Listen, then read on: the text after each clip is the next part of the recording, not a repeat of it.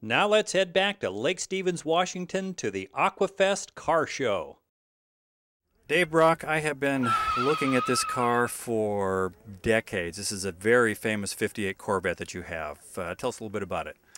I bought the car in 1983, and so it's been around a long time. Bought it as a basket case, and just worked on it and worked on it and worked on it. And about it's been 14 years since I've been showing the car. And so it had done the show circuit since the 60s. It was in the World's Fair in 1962, and it had done the Tacoma show and in all of this area for many years. This was at the base of the Space Needle at the 62 Seattle World's Fair, correct?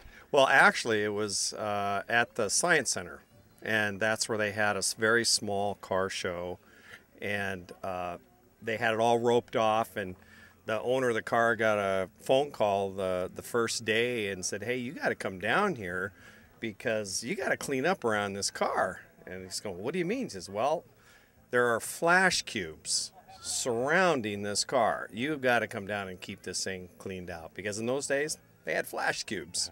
Anybody that knows what flash cubes is, don't forget to get your walker out of the way when you get up to get a snack from the middle of the show here.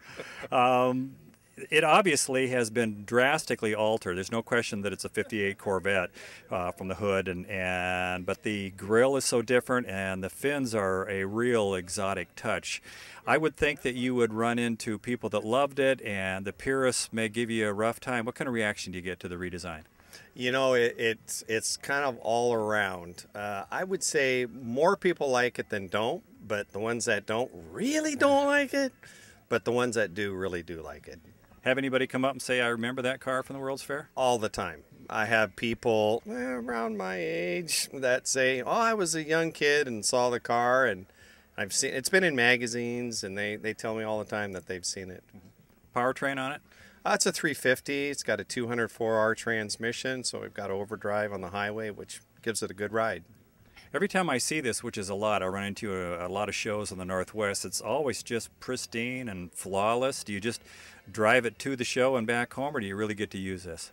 Oh, it's just a show car. It's my hobby, so I work on it in the wintertime and drive it just rarely, just mainly to shows.